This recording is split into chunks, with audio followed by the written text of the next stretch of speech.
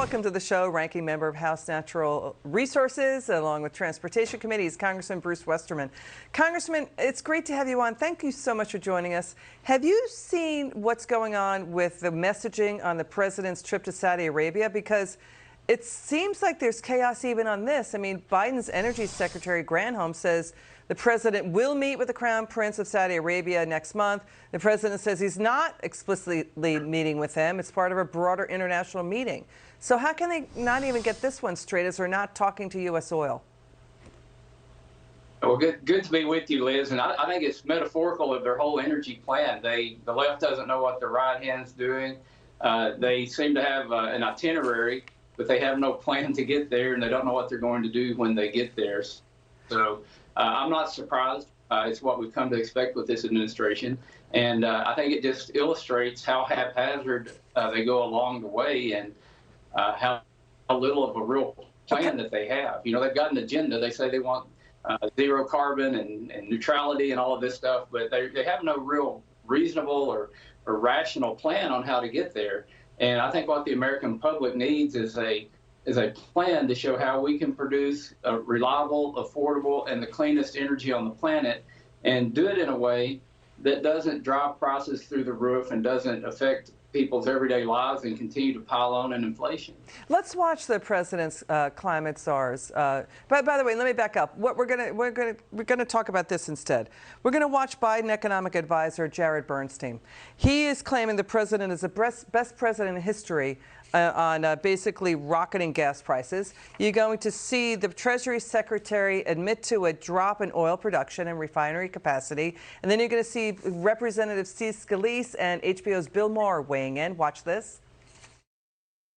The president is doing more than any president I've ever worked for. And what's happened is that production has gone down. Refinery capacity has declined in the United States, and oil production has declined. The Natural Resources Committee had a hearing on big cats. That's right. Amidst this gas crisis that's crushing American families, taking money out of their pockets every single week. In 2020, Biden said no more drilling on federal lands, no more.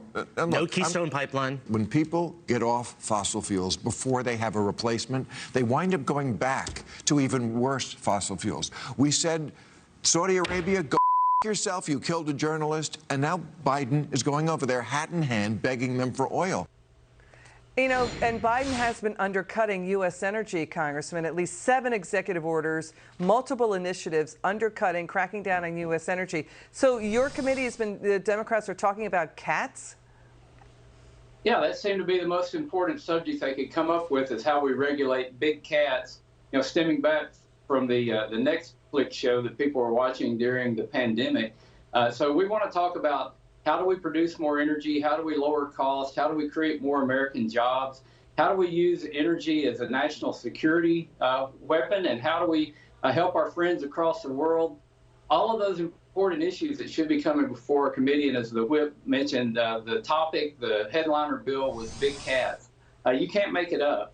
I hate to wish my life away, but I can't wait to see the American voters speak in November. And hopefully we can get some common sense back in play. We've got House Democrats on your own committee cracking down on disinformation and anything negative about green energy, like the climate czars Gina McCarthy and John Kerry are doing.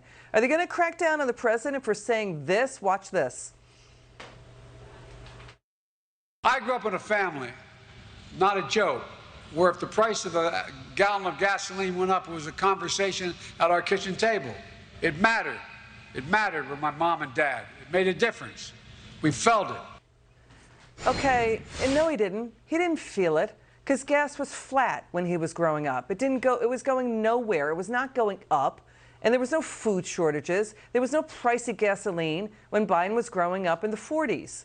The price of gasoline had plateaued. So, you know, how come the president and his team is allowed to get away with whoppers like this all the time, and the American people are supposed to believe everything they say?